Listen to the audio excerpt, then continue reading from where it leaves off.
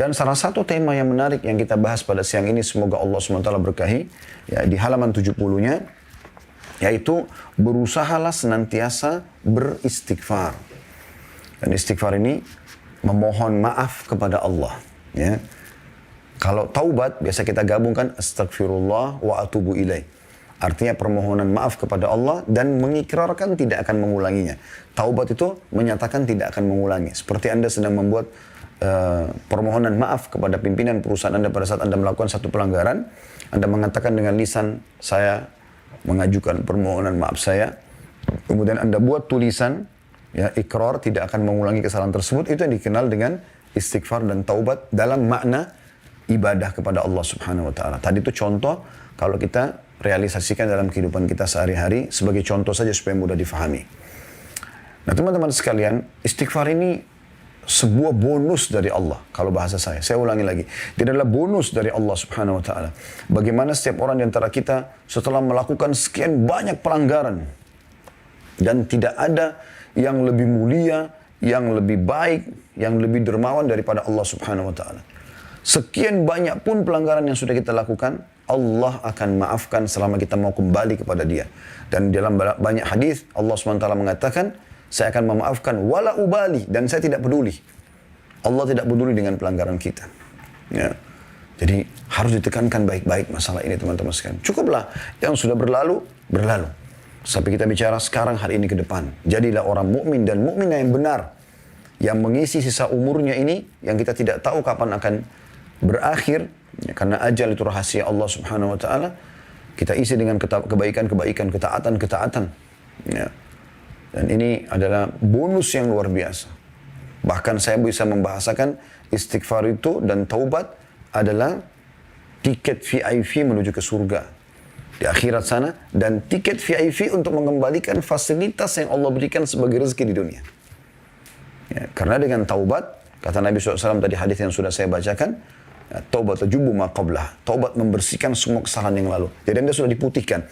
Pernah sudah diputihkan berarti fasilitas secara duniawi dari rezeki dan kebutuhan kita akan dikembalikan oleh Allah Subhanahu wa taala. Bahkan bisa ditambahkan karena kita lebih giat dalam patuh. Dan di akhirat pada saat meninggal kita masuk ke dalam surga. Lalu kenapa teman-teman kita tidak berusaha selalu istighfar? Itulah judul kita. Berusaha senantiasa istighfar. Tidak ada ruginya beristighfar itu. Pernah satu kali Imam Ahmad rahimahullah di masa akhir hidup beliau tergerak hatinya untuk datang ke sebuah kota. Tapi beliau tidak tahu kenapa beliau ke sana gitu. Beliau datang, kemudian sampai ke kota itu, beliau tidak kenal orang-orang, maka beliau ke masjid, ikut sholat. Selepas sholat Isya di masjid tersebut, Imam Ahmad rahimahullah tidak dikenal oleh orang-orang di wilayah itu. Karena zaman dulu tidak ada foto kayak kita sekarang, ya. Mudah dikenal, oh ini mukanya ustadz ini, kiai ini seperti ini. Mudah dikenal. Kalau sekarang, zaman dulu tidak bisa. Kecuali orang bertemu langsung. Kemudian kita tahu, oh ini Ahmad bin Hanbal, oh ini Syafi'i, oh ini Abu Hanifah, oh ini Imam Malik, dan seterusnya. Ya. Maka marbot masjid datang, kemudian mengatakan kepada Imam Ahmad, sudah selesai sholat Isya, Anda harus keluar dari masjid. Kata Imam Ahmad, saya musafir, tidak ada kenalan di sini. Saya akan istirahat di masjid. Marbotnya dengan tegas mengatakan tidak bisa. Anda harus keluar dari masjid. Masjid akan dikunci. Gitu kan. Maka Imam Ahmad pun diusir dari masjid tersebut. Andai saja orang ini tahu siapa orang ini, dia adalah Ahmad bin Hanbal, yang terkenal namanya pada saat itu di seluruh wilayah kaum muslimin sebagai imam madhab. Ya. Maka tentu dia tidak akan bermuamalah seperti ini. Yang terjadi teman-teman sekalian, setelah dikeluar, Imam Ahmad disuruh keluar dari masjid, Imam Ahmad istirahat di teras masjid. Orang ini masih mengatakan lagi, hai orang tua, karena Imam Ahmad sudah tua pada saat itu. Nggak boleh di sini. Kata Imam Ahmad, cuma teras masjid. Dia mengatakan tidak boleh. Nah rupanya, pembicaraan atau dialog antara Imam Ahmad sama marbot masjid ini didengar oleh seseorang penjual roti di sebelah masjid. Penjual roti di sebelah masjid.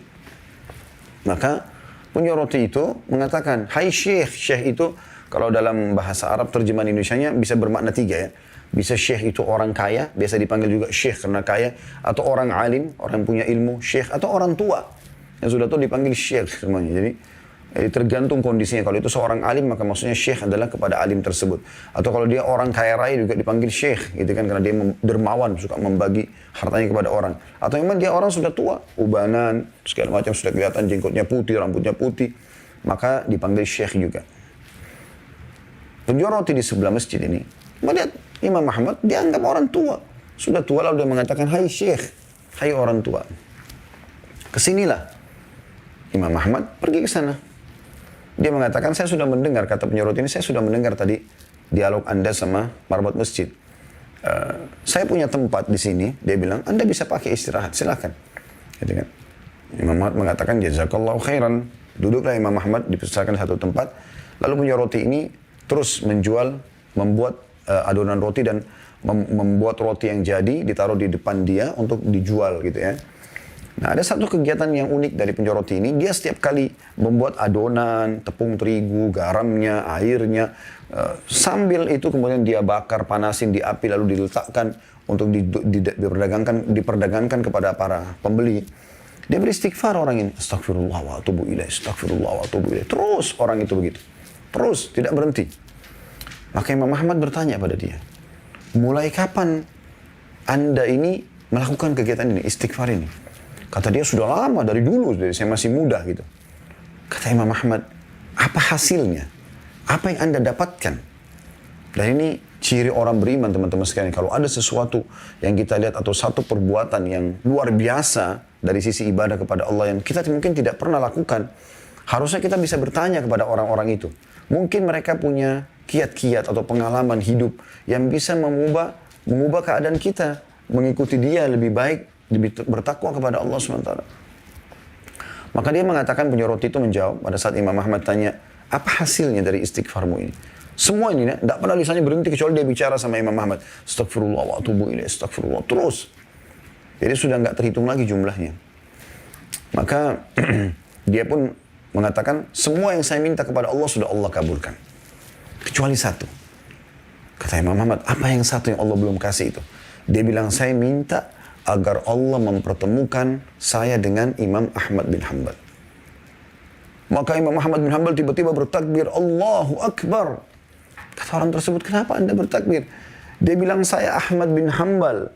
Allah datangkan saya dari kota saya ke kota ini tanpa ada seorang pun yang saya kenal. Kemudian saya diusir oleh marbot masjid sehingga saya didatangkan oleh Allah ke tempatmu ini karena istighfarmu tadi. Jadi bagaimana istighfar orang ini sampai mendatangkan yang dia inginkan. Ini sesuatu yang luar biasa. Bagaimana fasilitas dunia itu Allah berikan, kembalikan kepada dia. Ini baru di dunia, belum di akhirat. Ya, belum di akhirat. Dalam sebuah hadis Bukhari dijelaskan bahwasanya akan ada orang nanti diberikan derajat yang tinggi di surga. Dia sendiri tahu dia nggak mungkin sampai ke derajat itu. Dia mengatakan, dari mana wahai Tuhanku ini? Saya tidak merasa pernah mengerjakan amal-amal sehingga saya sampai derajat ini. Apa kata Allah Subhanahu wa taala kepada dia? Itu istighfar anakmu untukmu. Jadi mengajarkan kepada anak agar memohon ampun buat orang tua, itu luar biasa. Istighfar meninggikan derajat di surga nanti. Bukan hanya sekedar masuk surga. Terus dengan istighfar yang ada, baik kita lakukannya atau kita orang lain yang memohon ampun kepada Allah untuk kita, maka akan sama hasilnya. Jadi teman-teman, luar biasa yang harus diperhatikan. Dalam pembukaan kita saya ingin coba mengangkat sebagian perkataan salaf sebelum kita baca bukunya ya, tentang masalah istighfar ini. Abu Musa al-Asy'ari radhiyallahu anhu, Abu Musa al-Asy'ari radhiyallahu anhu, sahabat Nabi yang mulia, berkata, dahulu kita memiliki dua penyelamat, ya, dua pelindung dari siksa Allah. Salah satunya telah pergi, yaitu keberadaan Rasulullah SAW. Selama Rasulullah ada, Allah tidak akan turunkan azabnya kepada umat ini. Dan Nabi SAW selalu dapat wahyu dari langit. Tapi Nabi SAW sekarang sudah meninggal. Dan tersisa satu di tengah-tengah kita, yaitu istighfar. Kalau istighfar juga sudah pergi, niscaya kita akan binasa. Ya? Ini statement yang luar biasa. Renungi teman-teman sekalian. Kata beliau, dahulu kita memiliki dua penyelamat dari azab. Atau kami memiliki dua penyelamat dari siksa Allah. Yang satu sudah pergi dan sisa yang satu lagi. Yang sudah pergi adalah keberadaan Rasulullah SAW dan tersisa adalah istighfar. Kalau dia pun pergi dari kita, maksudnya dari lisan kita, ya, maka kita pun akan binasa. Rabi' ibn Hutsaim rahimahullah, seorang ulama tabi'in masyhur dengan keimanannya berkata, merendahlah kalian kepada Rabb kalian. Berdoalah kepadanya di kala senggang. Karena Allah SWT berfirman dalam hadis qudsi, Man da'ani fir rakha'i ajabtuhu fis syiddah. Siapa yang berdoa kepadaku pada saat sedang lapang, lagi sehat badannya, lagi banyak hartanya, lagi harum namanya, ya, lagi baik hubungannya dengan istri dan anak-anaknya, hidup di lingkungan yang nyaman, kendaraan tunggangan yang nyaman, dia berdoa kepada Allah pada saat itu, maka Allah akan mengijabah permintaannya pada saat dia sedang sulit. Karena kan biasanya orang kalau lagi melimpah nikmat Allah, dia malah lalai, ya. Contoh misalnya teman-teman lagi rekreasi nih, ya, keluar kota dengan keluarga. Coba Anda perhatikan, biasanya kita lalai. Kita mendapatkan hotel bintang 5, pemandangan yang indah, udara yang segar, fasilitas yang luar biasa, memukau, memuaskan jiwa. Maka biasanya orang lalai, sholatnya telat. Nggak lagi baca Quran, zikir pagi petangnya terbengkalai. Ya. Sering nggak Anda lihat pada saat lagi liburan sekolah, biasanya, sebelum masa pandemi ya, kemana orang-orang tua baca anak-anaknya? Banyak yang mengajaknya ke kolam renang, di sana terbuka aurat. Laki-laki dan perempuan. Ya. Laki-laki cuma pakai celana pendek, bahkan mirip seperti celana dalam, mohon maaf. Perempuannya cuma pakai BH dan celana dalam. Dan disaksikan oleh anak-anaknya. Mereka pun dengan jilbab besarnya si ibu, ayahnya mungkin kelihatan ada simat atau tanda-tanda iltizam, ya, ketaatan kepada Allah dari pelihara jenggot, mungkin dia pakai baju koko, pakai kopiah, misal contoh ya. Nah, ternyata dia ke sana dan pun mereka lihat, jadi lalai, gitu kan? Jadi lalai. Atau ke pinggir pantai, atau kemana saja, tempat-tempat kemaksiatan, atau keluar negeri ke negara-negara kafir, akhirnya terbengkalai, kan gitu. Makanya di saat-saat justru kita lagi puncak-puncaknya nikmat, ya, kita harus lebih kuat dalam beribadah.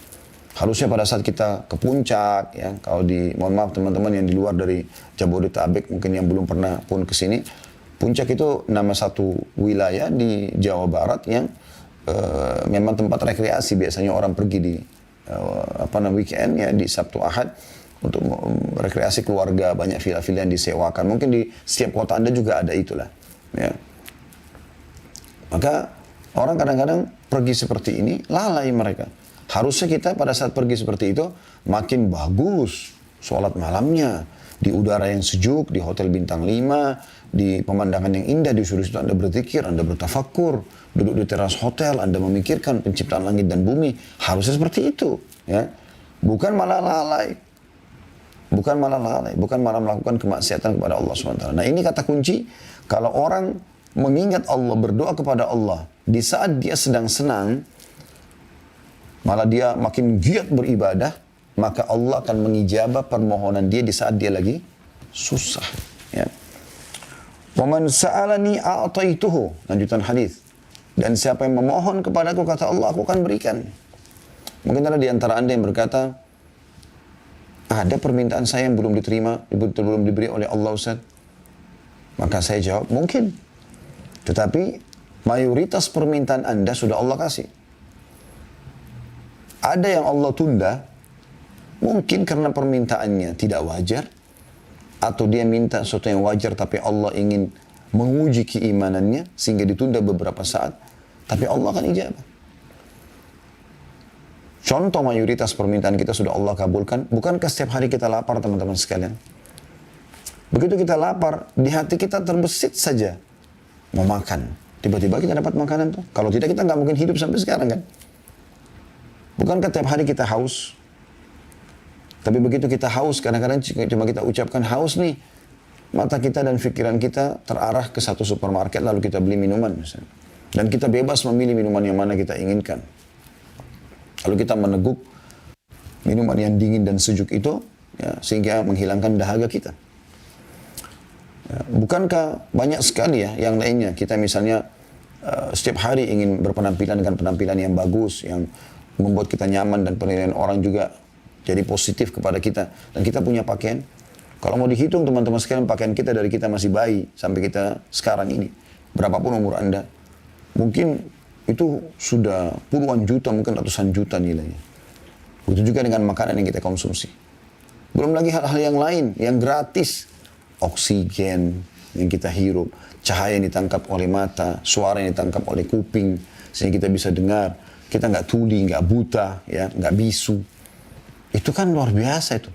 Nikmat Allah subhanahu wa ta'ala. Lidah kita masih berfungsi, bisa bedakan mana pahit, mana asin, ya, mana manis dalam waktu seketika. Hidung kita masih bisa membedakan mana bau wangi, bau busuk seketika.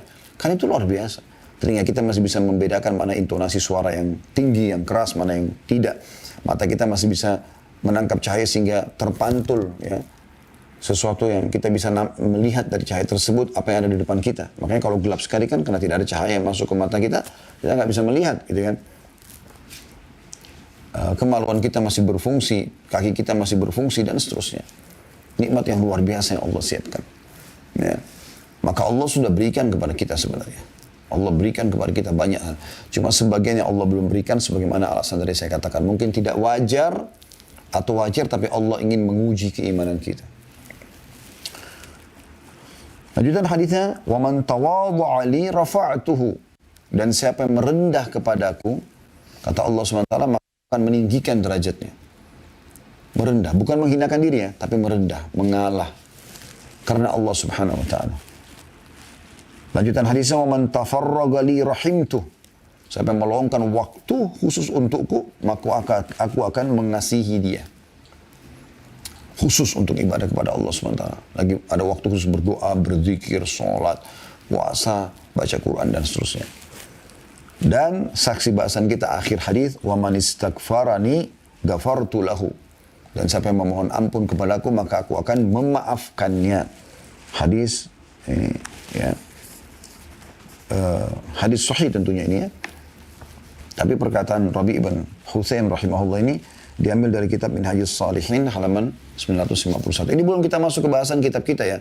Saya hanya ingin menghadirkan sebelum kita masuk panjang lebar ini teman-teman sekalian ke pentingnya istighfar. Kenapa tema kita ini berusaha selalu istighfar.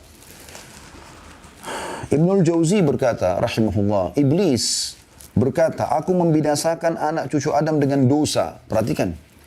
Iblis membinasakan kita dengan dosa. Karena dengan dosa, kita akan jauh dari Allah Subhanahu Wa Ta'ala, jauh dari fasilitas yang Allah siapkan, karena kita melanggar. Nabi Adam AS dikeluarkan dari surga, melanggar. Gitu kan? Sampai dia memohon ampun kepada Allah. Itu pun ya, butuh waktu untuk kembali lagi ke surga. Dan mereka membinasakanku, kata Iblis, dengan istighfar dan la ilaha illallah. Upaya yang sangat besar dari Iblis untuk menyesatkan manusia, itu seketika habis setelah dia bermaksiat 20 tahun, 30 tahun. Dia beristighfar di tahun 31-nya, ya, atau tahun 41 dari setelah dia kemaksiatan.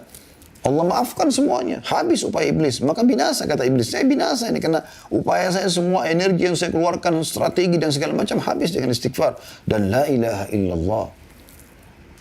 Dengan terus bergantung, memahami makna tidak ada Tuhan yang berhak disembah kecuali Allah. Lalu hanya bergantung kepada Allah. Dengan penuh keyakinan Allah itu maha kuasa, maha adil, maha baik. Ya, dan seterusnya. Jadi ini statement yang luar biasa. Lalu kata beliau, Iblis masih berkata, manakala aku melihat hal itu pada mereka, aku tanamkan pada mereka nafsu, ya, hawa nafsu, di mana mereka berbuat dosa tapi mereka tidak beristighfar karena mereka mengira diri mereka berbuat baik. Jadi orang kalau sudah buat maksiat yang iblis lakukan dengan para pengikutnya, bagaimana membuat orang itu nyaman dengan dosa tersebut, atau bahkan sebaliknya. Kalau dia ahli ibadah, dia seakan-akan sudah kotor, sudah pelanggar, nggak perlu istighfar. Ini keliru. Di poin ini penting teman-teman sekalian. Setiap Anda mulai mau terjerumus dalam kemaksiatan, ingat Allah SWT. Dan kalau ada peringatan dalam hati, khawatir dan segala macam, berhenti. Jangan lagi melakukannya. Lari kepada ketaatan kepada Allah SWT. Anda yang bisa menyelamatkan diri Anda sendiri. Allah mengatakan dalam Al-Quran, A'udzubillahi minasyaitonirrajim, innallaha la yughayyiru ma biqaumin hatta yughayyiru ma bi anfusihim. Allah tidak akan pernah mengubah nasib satu kaum sampai mereka mengubah nasibnya sendiri. Ini poin penting. Justru pada saat itu Anda beristighfar kepada Allah Subhanahu Wa Ta'ala. Jangan terus melakukan kemaksiatan itu. Berhentikan. Qatadah berkata rahimahullah, perkataan yang luar biasa ini. Dia mengatakan, Al-Quran menunjuki kalian penyakit dan obat penyembuh kalian. Al-Quran menunjukkan kepada kalian tentang penyakit yang berbahaya buat kalian. Dan ada penawarnya. Ada obatnya. Penyakit kalian adalah dosa. Penyakit kalian adalah dosa. Nah, kita harus paham, jadi dosa itu penyakit, racun. Berbahaya buat kita. Dosa itu untuk dipelajari dan ditinggalkan. Amal soleh dipelajari itu diamalkan. Dan obat penyembuh kalian dari dosa tersebut adalah istighfar. Adalah istighfar. Ali radhiyallahu anhu berkata, statement yang menarik sekali dari beliau. Sahabat Nabi yang mulia. Yang aneh adalah orang binasa padahal keselamatan bersamanya. Orang tertahan fasilitas dunianya, penyakitnya nggak sembuh-sembuh, nggak dapat jodoh, nggak bisa maju-maju usahanya dan segala macam hal. Yang aneh adalah orang binasa padahal keselamatan ada bersamanya. Di akhirat juga dia masuk neraka. Maka beliau ditanya, apa keselamatan Anda maksudkan? Kata Ali radhiyallahu anhu, istighfar. Memohon ampun kepada Allah. Apapun permasalahan Anda, saudaraku, saya ulangi lagi, permasalahan apapun yang sedang Anda hadapi, kecil ataupun besar di dunia ini, maka yang paling pertama, istighfar kepada Allah. Berusaha selalu istighfar. Mohon ampun. Karena penyebabnya dosa. Gitu kan? Lalu beliau mengatakan, tidaklah seorang hamba diilhami oleh Allah SWT untuk beristighfar, sementara Allah berkehendak untuk mengazabnya. Jadi kalau ada hamba yang Allah mudahkan untuk beristighfar, berarti memang Allah inginkan untuk mengampuni dia. Kalau Allah memudahkan, lisan Anda mengatakan, ya Allah bukakan rezeki buat aku, berarti Allah sedang ingin memberikan Anda rezeki. Ya Allah masukkan aku dalam surga, selamatkan aku dari neraka, berarti Allah memang menginginkan Anda masuk dalam surga. Karena dengan izin Allah lah lisan kita bisa mengucapkan itu. Sampai kadang-kadang teman-teman, saya kalau lagi berdoa, saya coba membahasakan begini. Ya Allah yang telah mengizinkan lisanku untuk mengucapkan doa ini. Yang mengizinkan dahiku untuk sujud di tempat sujud ini. Mengizinkan untuk mengerjakan sholat ini. Jadi kita renungi apa yang sedang Allah berikan ini. Karena Allah gerakkan kita untuk itu, berarti Allah ingin sesuatu. Allah menginginkan kita mendapatkan kebaikan yang akan kita minta setelah itu. Luqman alaihissalam, ada yang mengatakan dia nabi, ada yang mengatakan juga dia orang soleh, kita menganggapnya adalah nabi misalnya. Karena Allah sebutkan namanya dalam Al-Quran surah Luqman. Ya. Dia pernah berwasiat kepada anaknya, wahai anakku, Allah memiliki beberapa waktu tidak ditolak orang yang meminta pada waktu itu. Seperti antara azan dan iqamah, seperti sepertiga malam, yang Anda sudah tahu pada saat hujan turun, ya, doa orang tua pada anaknya dan seterusnya. Maka perbanyaklah istighfar. Perhatikan di sini, wasiat Luqman alaihissalam bukan perbanyaklah permintaanmu, ya. Tapi dia mengatakan perbanyaklah istighfar. Karena dengan istighfar ini, permohonan maaf, Allah akan berikan semuanya. Perhatikan waktu Nabi Adam alaihissalam melakukan pelanggaran. Makan pohon dari pohon yang Allah larang. Apa yang terjadi? Apakah Nabi Adam mengatakan, ya Allah, kembalikan aku ke surgamu? Bukan. Nabi Adam mengatakan, Rabbana zalamna anfusana. Ya Allah, kami telah menzalimi diri kami. Wa in lam taghfir lana wa tarhamna lanakunanna minal khasirin. Kalau engkau tidak memaafkan kami, mengasihi kami, maka kami termasuk orang-orang yang rugi. Karena Nabi Adam alaihissalam sangat faham dengan mohon ampun kepada Allah akan kembali fasilitas tersebut. Ya, seperti itu. Aisyah berkata, radhiyallahu anha, ummul mukminin, Tuba ini sebuah tempat di surga, ya, pohon di surga, itu sebuah pohon di surga. Tuba bagi orang yang mendapatkan banyak istighfar dalam buku catatan amalnya. Kemudian Abul Minhal rahimahullah berkata, tidaklah seorang hamba didampingi dalam kuburnya oleh pendamping yang lebih dia cintai daripada istighfar. Kalau Anda mau pendamping yang paling Anda suka di kuburan, yang Anda merasa tentram dengannya, karena memang dalam sebuah hadits Bukhari dijelaskan, seseorang itu akan ditemani oleh amalnya. Amal soleh itu akan berbentuk seperti makhluk, kalau dia amal soleh, seperti bentuk makhluk yang tampan, yang wangi, yang bercahaya. Dan dia kagum jenazah ini karena berada di sebelah amal itu. Dan kalau orang naudzubillah meninggal, semoga Allah selamatkan kita dan memaafkan kalaupun kita punya kesalahan masa lalu. Dari perzinahan, dari minum khamar, dari narkotika, dari menipu orang, dari segala macam perbuatan buruk, maka akan berbentuk wujud. Ya. Bentuk wujud, sosok yang menakutkan, yang mengeluarkan bau yang sangat busuk. Ya. Al-Hasan Basri berkata rahimahullah, seorang ulama tabi'in, renungi baik-baik semua nasihat yang mulia ini. Perbanyaklah istighfar di rumah-rumah kalian, di meja-meja kalian, di meja-meja makan kalian, di jalan-jalan kalian, di pasar-pasar kalian, di majelis-majelis kalian. Karena kalian tidak tahu kapan ampunan itu turun.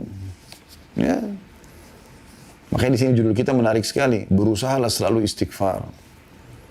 Ini Hasan Basri mengatakan, karena kalian tidak tahu kapan ampunan itu datang. Dari istighfar yang mana? Seorang badui berkata, siapa yang ingin menjadi tetangga kami di tanah kami, hendaklah memperbanyak istighfar. Karena istighfar adalah awan tebal yang mengandung air hujan. Jadi mereka memberikan syarat siapa mau jadi tetangganya, silakan. Tapi perbanyak istighfar. Akhirnya jadilah engkau ahli ibadah yang dekat kepada Allah SWT. Karena tidak mungkin istighfar kecuali ahli ibadah. Gitu kan. Mereka tahu nilainya permohonan maaf kepada Allah itu. Karena itu akan mendatangkan hujan yang lebat bukan sebagai bencana, tapi maksudnya hujan lebat yang membuat tanah-tanah subur, hewan-hewan bisa hidup, manusia juga bisa hidup, sungai-sungai, lautan bisa terlihat sebagai perhiasan di muka bumi dan bisa memenuhi kebutuhan manusia. Bakar bin Abdullah Al-Muzani rahimahullah berkata, kalian banyak berbuat dosa, maka perbanyaklah istighfar.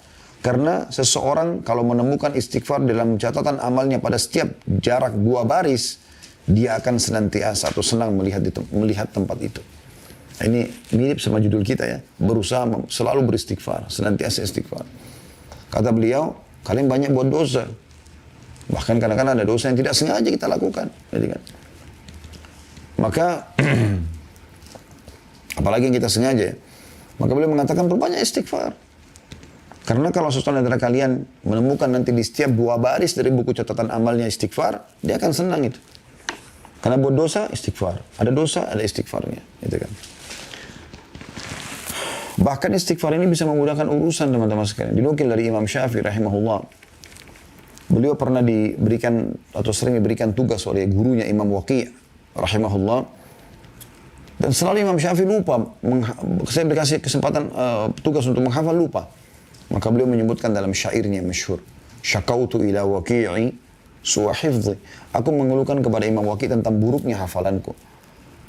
Fa'arsyadani ila tarkil ma'asi. Maka dia memerintahkan aku untuk, atau menunjukiku untuk meninggalkan kemaksiatan. Wa akhbarani bi anna ilma nurun. Dan dia memberitahukan kepadaku bahwasanya ilmu itu adalah cahaya. Nurullahi la yu'ta li'asi. Dan cahaya Allah tidak akan diberikan kepada ahli maksiat. Ibnu Taimiyah berkata rahimahullah, pikiranku terpaku pada sebuah masalah yang sulit bagiku. Maka aku beristighfar kepada Allah 1000 kali sampai dadaku dilapangkan dan masalah sulit terpecahkan. Aku kadang berada di pasar, di masjid atau di sekolah, tapi hal itu tidak menghalangiku dari zikir dan istighfar sampai aku meraih apa yang aku inginkan. Nah itu kan luar biasa statement ini. Ini semua teman-teman statement yang menarik yang harusnya kita jadikan sebagai bahan renungan. Baik, saya akan mulai membaca teman-teman sekalian apa yang menjadi bahasan kita pada kesempatan ini di halaman 70 tentang berusahalah untuk senantiasa istighfar. Di antara yang disyariatkan dan dianjurkan Allah Subhanahu wa taala, kata penulis, kepada hambanya ialah senantiasa beristighfar kepadanya Azza wa Jal, maksudnya kepada Allah Subhanahu wa taala. Dan itu adalah petunjuk para nabi alaihi wassalatu wassalam. Allah SWT berfirman kepada Nabi Nuh AS dalam surah Nuh ayat 28. Allah perintahkan para nabinya beristighfar. Para nabi itu maksum. Nabi itu dimaafkan kesalahannya. Tapi perhatikan apa yang Allah anjurkan kepada mereka. Manusia-manusia terbaik yang Allah pilih sebagai utusannya. A'udzu billahi minasyaitonir rajim, surah Nuh ayat 28. Rabbighfirli wa liwalidayya wa liman dakhala baitiya mu'minan walil mu'minina wal mu'minati wa la tazididz zalimina illa tabara. Wahai Tuhanku, ampunilah aku, ibu bapakku, dan siapapun yang memasuki rumahku dengan beriman, dan semua orang yang beriman, laki-laki dan perempuan. Dan janganlah engkau tambahkan bagi orang-orang yang zalim itu selain kehancuran. Ketika beliau memohon kepada Allah agar menyelamatkan putranya, maka beliau menilai permintaan itu termasuk perkara yang mengharuskan beristighfar. Bahkan beliau khawatir tergolong dari orang-orang yang merugi. Jadi pada saat Nabi Nuh AS sudah naik di atas kapal dan semua pengikut yang beriman sudah naik, bahkan hewan-hewan dari setiap jenis betina jantan dibawa gitu kan. Maka Nabi Nuh melihat anaknya. Ya. Maka Nabi Nuh memanggil anaknya untuk naik. Ayo naik. Tapi anaknya nolak, tidak mau. Tetap tidak mau. Dan dia mengatakan, saya akan pergi ke gunung yang tinggi untuk menyelamatkan diri. Nabi Nuh sudah bilang, tidak ada lagi yang bisa selamat dari siksa Allah pada hari ini. Tapi karena dia tidak mau, ya, maka tenggelamlah anaknya. Depan matanya dia lihat anaknya tenggelam, mati dalam keadaan kafir. Nabi Nuh sempat berkata, ya Allah, sungguhnya dia dari keluargaku. Dan janjimu adalah benar. Maka Allah menegur Nabi Nuh alaihissalam. Sungguhnya dia bukan lagi keluargamu, hai Nuh. Amalnya, perbuatannya bukan perbuatan yang baik. Lalu Allah mengatakan apa? Ya, aku tidak ingin kau termasuk orang-orang yang jahil. Tidak mengerti. Ya. Aku sudah tentukan seperti ini, lalu kau coba memprotesnya, tanda kutip ya. Walaupun Nabi Nuh AS sini bukan memprotes, tapi Nabi Nuh AS ya, prihatin sebagai ayah tentang anaknya gitu. Maka Nabi Nuh pun merasa bertakut kepada Allah. Ya. Dia mengatakan Allah Nuh dalam surah Hud ayat 47. Nabi Nuh mengatakan pada saat Allah sudah menegurnya. A'udzu billahi minasyaitonir surah Hud ayat 47. Qala rabbi inni a'udzu bika an as'alaka ma laysa li bihi 'ilm wa illa taghfir li wa tarhamni akum minal khasirin. Nabi Nuh berkata, wahai Tuhan, sesungguhnya aku berlindung kepadamu bahwa aku memohon kepadamu sesuatu yang tidak aku ketahui. Dan sekiranya engkau tidak memberi ampun kepadaku dan tidak menaruh belas kasihan kepadaku, niscaya aku termasuk orang-orang yang merugi. Jadi Nabi Nuh SAW pun memohon ampun atas tadi permintaan agar anaknya diselamatkan, pada anak yang meninggal dalam keadaan kafir. Nabi Musa alaihissalam juga berkata dalam surah Al-Qasas ayat 16, A'udzu billahi minasyaitonir rajim.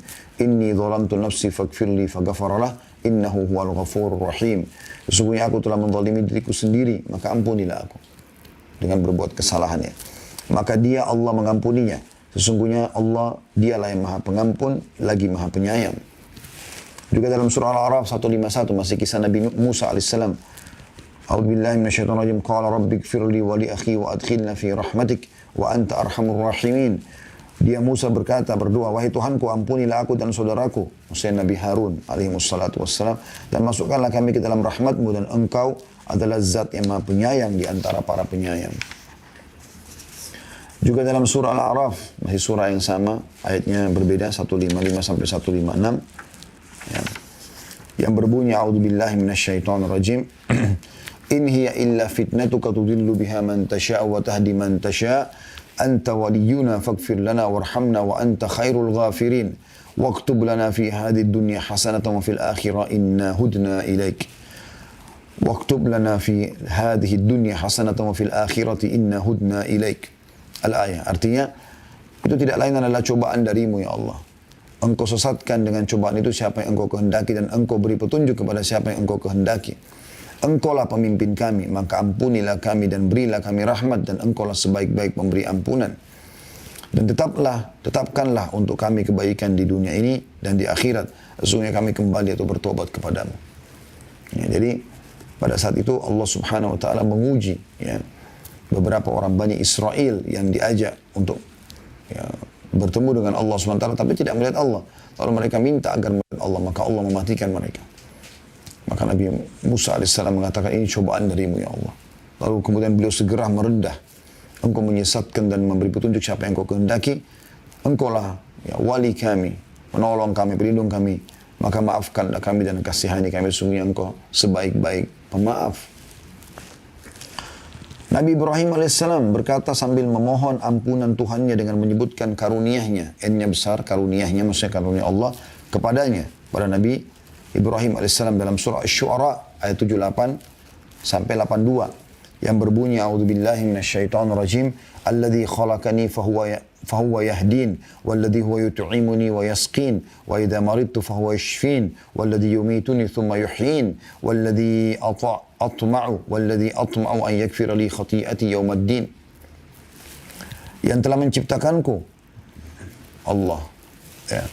Maka dianya besar kata ganti Allah, yang memberikan petunjuk kepadaku, yang memberi makan dan minum kepadaku, dan apabila aku sakit dialah yang menyembuhkanku, dan yang akan mematikanku kemudian akan menghidupkanku kembali, dan yang sangat kuinginkan akan mengampuni kesalahanku pada hari pembalasan nanti.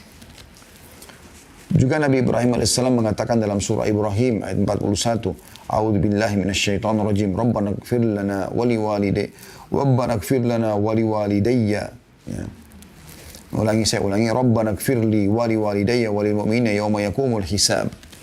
Ya. Wahai Tuhan kami, berilah ampun bagiku dan bagi kedua ibu bapakku dan bagi sekalian orang-orang mukmin pada hari terjadinya hisab nanti atau hari kiamat.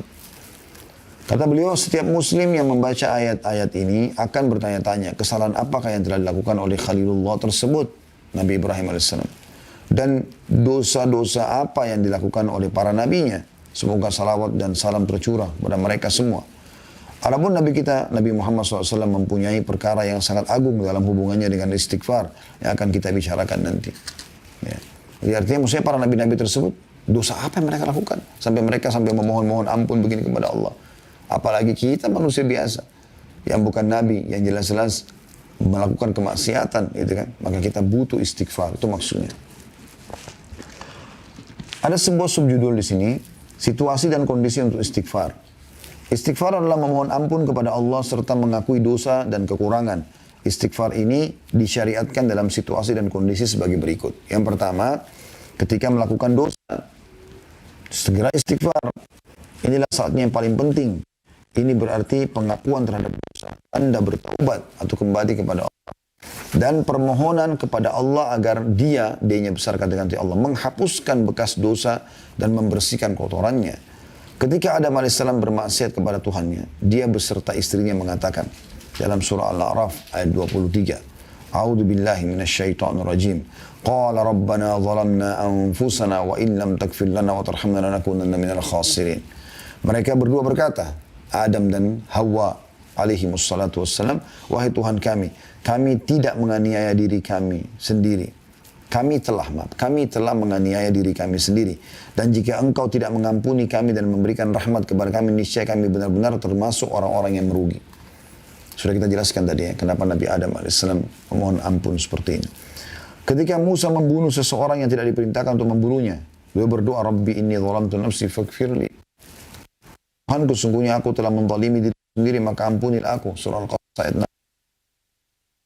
Ketika pergi dalam keadaan marah dan meninggalkan kaumnya, karena kaumnya di wilayah Nainawah, namanya di wilayah Irak, tidak mau beriman kepada dia dan masih menyembah patung-patung, ya, dewa-dewa dan seterusnya. Maka Allah pun menghukum Nabi Yunus AS dengan memasukkannya ke dalam mulut ikan paus. Dimasukkan ke situ sebagai hukuman. Harusnya para nabi-nabi tidak boleh meninggalkan lokasi dakwanya walaupun sampai dibunuh, kecuali ada perintah Allah SWT. Nabi Yunus hanya kena jengkel pada kaumnya sambil mohon kepada Allah diberikan petunjuk, ditunjukkan tempat yang lain untuk berdakwah. Allah tidak turunkan firman-Nya, tapi Nabi Yunus SAW berijtihad pergi sendiri. Maka dia pun mengatakan di dalam perut ikan tersebut, La ilaha illa anta subhanaka inni kuntu minadh dhalimin. Tidak ada Tuhan yang berhak disembah kecuali engkau, maha suci engkau, sungguhnya aku termasuk orang-orang zalim. Surah Al-Anbiya ayat 87. Jadi dia memohon ampun. Allah juga berfirman dalam surah An-Nisa 110 yang bunyinya a'udzubillahi minasyaitonir rajim, wa may ya'mal su'an aw yadhlim nafsahu thumma yastaghfirillah yajidillahu ghafurar rahima. Barang siapa yang berbuat keburukan, kemaksiatan dan menganiaya dirinya, kemudian dia memohon ampunan kepada Allah, niscaya dia akan mendapatkan Allah Maha Pengampun lagi Maha Penyayang.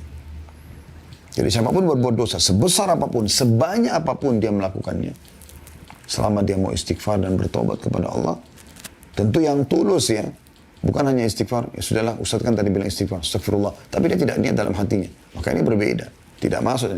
Orang harus memohon ampun, istighfar kepada Allah, memang menyesali perbuatannya gitu kan, maka dia akan mendapatkan Allah Maha Pengampun lagi Maha Penyayang. Juga dalam surah Al-Imran ayat 135 Allah mengingatkan pada saat orang mau terjerumus dalam dosa, kemudian dia ingat Allah, lalu dia beristighfar, itu Allah maafkan. Pada saat kita mau melakukan satu perbuatan dosa, lalu kita merasa khawatir, takut, segala macam, itu adalah sebuah karunia yang luar biasa. Allah sebutkan dalam surah Al-Imran 135, A'udzubillahi minasyaitonirrajim, walladzina idza fa'alu fahishatan aw zalamu anfusahum dzakarullaha fastaghfiru lidzunubihim wa may yaghfiru dzunuba illallah. Dan orang-orang yang apabila mengerjakan perbuatan keji atau menzalimi diri mereka sendiri, mereka segera berzikir, mengingat, menyebut Allah, lalu memohon ampun atas dosa-dosa mereka. Dan siapa lagi yang dapat mengampuni dosa selain Allah? Jadi pada saat Anda mau berzina, Anda mau berbohong, Anda melakukan perbuatan apapun, ada rasa khawatir, segera tangkap rasa khawatir dari Allah SWT. Astagfirullah wa atubu ilaih. Ya memang saya melakukan, ya memang saya tidak mau lakukan ini. Misalnya. Ya. perbuatan zina maksudnya, tidak mau melakukannya. Atau dia melakukan kebohongan, iya memang saya melakukannya, dia jujur. Gitu ya. Karena takut hanya kepada Allah SWT. Rasulullah SAW bersabda kepada Aisyah radhiyallahu anha, "Ya Aisyah, in kunti almamti bi dzambin fastaghfirillah, fa inna at-taubata min adz-dzambi nadamu wal istighfar." Wahai Aisyah, jika kamu telah melakukan dosa, memohon ampunlah kepada Allah, sebab sesungguhnya taubat dari dosa adalah penyesalan dan beristighfar. Hadis riwayat Ahmad, jilid 6 halaman 464. Ya. Dari hadis ini kita akan coba membaca beberapa hadis-hadis ya setelahnya yang menjelaskan kepada kita tentang anjuran untuk beristighfar pada saat sedang melakukan perbuatan dosa ya. Kemudian beliau mengangkat lagi hadis yang lain. Hadis Abu Hurairah radhiyallahu anhu disebutkan bahwa Rasulullah SAW bersabda, "Innal 'abda idza akhta'a khati'atan nukitat fi qalbi nuqtatun sauda, fa idza huwa naza'a wastaghfara wa taba suqila qalbu wa in 'ada zida fiha hatta ta'lu 'ala qalbihi wa huwa ar-rannu alladhi dzakara Allah kalla barrana 'ala qulubihim ma kanu yaksibun." Surah Al-Mutaffifin ayat 14. Terjemahan hadis ini, sesungguhnya kata Nabi SAW, seorang hamba melakukan satu kesalahan atau dosa, maka dalam hatinya terbentuk satu bercak hitam. Dosa itu luar biasa. Berhentikan fasilitas, menggelapkan hati, yang merupakan mahkota daripada tubuh ini. Gitu kan. Jika dia meninggalkan kesalahannya, beristighfar dan bertaubat, maka hatinya dibuat cemerlang kembali, dihapus. Menjadi terang benderang lagi, menjadi punya ide yang brilian, semuanya kebaikan yang dia terlintas di hatinya, gitu kan, dari kejujuran, dari tanggung jawab, dari amanah, dari sedekah dan seterusnya. Namun kata Nabi SAW, jika dia melakukan dosa, dia malah dari dosa ke dosa lagi, dari dosa ke dosa terus, bukannya bertaubat, maka bercak hitam itu dibuat semakin bertambah sehingga menutupi hatinya. Dan itulah makna ar-ran yang Allah sebutkan dalam surah Al-Mutaffifin. Ya. Kalla barran. Ya. Sekali-kali tidak, bahkan apa yang mereka kerjakan itu telah menutupi hati mereka. Dari maksudnya menutupi hati itu jadi keras hatinya. Bahkan dalam ayat Al-Quran yang lain Allah mengatakan au asyaddu kaswah, lebih keras daripada batu. Karena sudah luar biasa, dari dosa ke dosa bahkan dianggap seperti permainan saja. Orang seperti ini subhanallah, mau bencana alam, mau ada teman di sebelahnya lagi naik mobil bersama tabrakan, mati depan matanya, pecah kepalanya, keluar dan tidak tersentuh sama sekali. Orang beriman itu sedikit aja tanda-tanda yang kelihatan depan matanya dan dia khawatir, maka dia langsung kembali kepada Allah. Nabi Muhammad SAW dikatakan dalam riwayat yang sahih, kalau melihat ada gumpalan awan hitam, ya, beliau gelisah, bolak-balik, sampai pasti turun air hujan yang sejuk, yang benar, yang baru beliau tenang. Beliau khawatir jangan sampai gumpalan asap itu justru siksaan Allah yang datang. Begitu orang beriman, pekahnya, hati-hatinya gitu. Bahkan sebagian salafus salih mengatakan, aku tahu aku punya dosa pada saat aku melihat perubahan sikap dari pasangan hidupku, suami ataupun istri, ya, tungganganku, bahkan tikus yang masuk ke dalam rumahku. Teman-teman tahu, coba renungi ya, tafsir surah Saba, surah nomor 34 tentang negeri Saba, ayat 15-nya, seingat saya ayat 15 itu, yang menceritakan tentang bagaimana Allah menjadikan mereka sebagai tanda-tanda kebesaran. Dalam buku Fathul Qadir, ya, disebutkan di tafsir ayat ini, bahwasanya saking patuhnya penduduk Saba pada saat itu, ya Allah jadikan tanda-tanda kebesaran. Allah mengatakan baldatun thayyibatun wa rabbun ghafur, ya, negeri yang makmur, yang tentram, yang nyaman, ya. Itu, dan Tuhannya Maha Pengampun. Dikatakan saking makmurnya pada saat itu mereka tidak punya hewan-hewan yang membahayakan buat mereka. Lalat, nyamuk, kutu, kalajengking dan lain-lainnya. Maka dinukil juga bahwasanya, ya, seorang wanita kalau mau manen buah, dia cuma menaruh keranjang di atas kepalanya, kemudian dia jalan di bawah pohon. Dia jalan di bawah pohon, maka buah-buah itu jatuh sendiri sampai memenuhi keranjangnya. Saking luar biasanya. Tapi setelah generasi-generasi yang datang ada yang kufur kepada Allah, mereka malah bermaksiat kepada Allah, Allah hilangkan semua itu. Allah hancurkan bendungan mereka namanya Saddul Ma'rib. Allah hancurkan sehingga Berubahlah kebun-kebun yang tadinya buah-buahan, sayur-sayuran yang luar biasa, ya, nyamannya, itu menjadi 2 perkebunan dari pohon-pohon cemara dan pohon-pohon sidir, ya, atau bidara yang berduri. Kemudian kata beliau dalam As-Sahihain lanjutannya, dari hadis Abu Hurairah radhiyallahu anhu bahwasanya Nabi SAW bersabda, Inna abdan asaba dhanban faqal, Rabbi adznabtu faghfirli. Faqala rabbahu alima abdi inna lahu rabban yakfiru dhanba wa ya'khudhu bih. Ghafartu li abdi thumma makatha ma syaa Allah thumma asaba dhanban.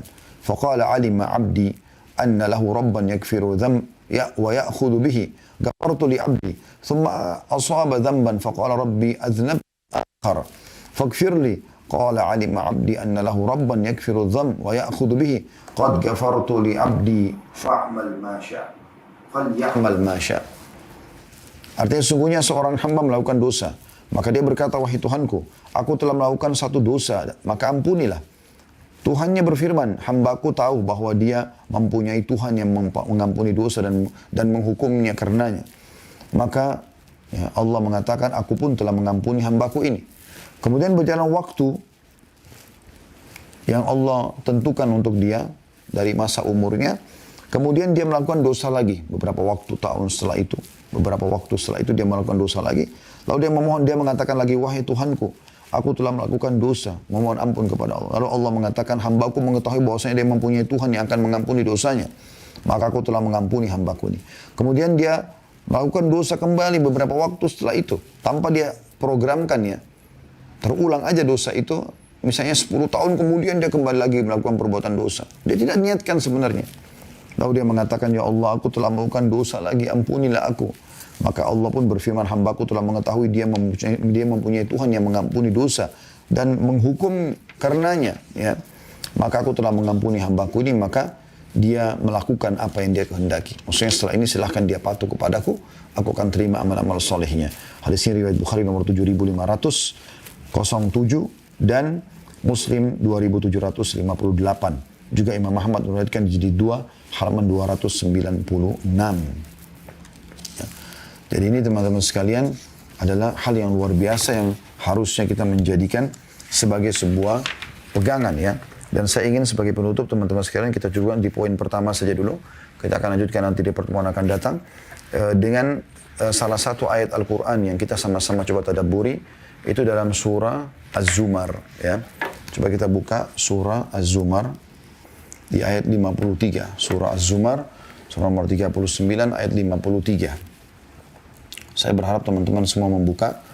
Ini penutupan bahasan kita dan setelah ini kita buka pertanyaan insyaAllah. Yang berbunyi, sekali lagi surah Az-Zumar, surah nomor 39 ayat 53. A'udzu billahi minasyaitonir rajim. Qul ya ibadiyalladzina asrafu ala anfusihim la taqnatu min rahmatillah. Inna Allah yakfiru dhunuba jami'a innahu huwal ghafurur rahim. Artinya katakanlah, hai Muhammad, pesan dariku kata Allah. Hai hamba-hambaku, kanya besar kata ganti Allah, yang melampaui batas dalam melakukan dosa-dosa. Sudah terlalu banyak dosanya, sudah numpuk tahunan. Katakanlah hai Muhammad, hai hamba-hambaku yang telah melampaui batas. Jadi bukan hamba-hamba yang baru melakukan dosa, yang sudah melampaui batas, berlebihan dalam dosanya. Katakanlah hai hamba-hambaku yang melampaui batas terhadap diri mereka sendiri. Janganlah kamu berputus asa dari rahmat Allah. Yang mengatakan ini sang pencipta Allah. Khusus Allah berikan bagi hamba-hamba yang melampaui batas. Apalagi orang yang tidak melampaui batas itu lebih Allah ampuni. Ini orang yang sudah dosanya, mungkin dia sendiri dalam pikiran dia tidak akan diampuni oleh Allah. Sudah sekian banyak orang dibunuh, diperkosa, minum khamr, narkotika, segala macam lah. Seluruh kesalahan dia lakukan. Ya. Katakan pada mereka, jangan putus asa dari rahmat Allah. Sesungguhnya Allah mengampuni dosa-dosa semuanya. Sesungguhnya dialah yang maha pengampun lagi maha penyayang.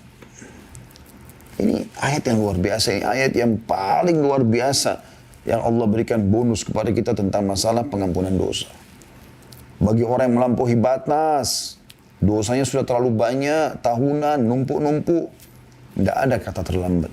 Selama Anda masih hidup, lakukan kebaikan. Ya, beristighfar kepada Allah Subhanahu wa taala, Allah akan membuka pintu-pintu kebaikan buat Anda. Dan itu Allah jelaskan di ayat selanjutnya 54-nya kita tambahkan ayat ini. Wa anibu ila rabbikum wa aslimu lahu min qabli an ya'tiyakumul adzabu thumma la tunsarun. Dan kembalilah kamu kepada Tuhanmu, segera taat setelah itu. Walaupun sisa sehari umurmu enggak masalah. Dan berserah dirilah kepadanya, N-nya besar kata ganti Allah, sebelum datang azab kepadamu kemudian kamu tidak dapat ditolong lagi. Sebelum datang itu semua. Peringatan-peringatan dari Allah Subhanahu wa taala. Tadabburi ayat-ayat ini teman-teman sekalian. Lihat lagi ayat setelahnya 55. Wattabi'u ahsana ma unzila ilaikum min rabbikum min qabli an ya'tiyakumul adzabu baghtatan wa antum la tash'urun. Ikutilah sebaik-baik apa yang telah diturunkan kepadamu dari Tuhanmu, Al-Quran dan Sunnah. Panduan-panduan itu beramal saleh, tobat dari dosa-dosa. Sebelum datang azab kepadamu dengan tiba-tiba sedangkan kamu tidak menyadarinya. Lagi di diskotik, lagi di bar, lagi nyanyi-nyanyi di karaoke, mati. Ya. Sebelum datang itu. Lalu kemudian ayat 56-nya Allah mengatakan, orang-orang yang tidak sempat taubat ini, antakula nafsun ya hasrata ala ma farrattu fi jambillahi wa in kuntu laminas sakhirin. Pada saat itu dia akan mengatakan, amat besar penyesalanku atas kelalaianku dalam menunaikan kewajiban terhadap Allah. Sedangkan aku sesungguhnya termasuk orang-orang yang mengolok-olok agama Allah. Ya. Jadi ini luar biasa peringatan dari Allah SWT. Tadabbur ayat ini penting teman-teman sekalian. Bagaimana Allah SWT mengingatkan kepada kita agar berhati-hati. Ya. Jadi ini poin yang paling penting. Ya, poin pertama tentang masalah kapan saja kita beristighfar. Itu kita akan lanjutkan nanti. Pertemuan akan datang insya Allah dengan lanjutan bahasannya.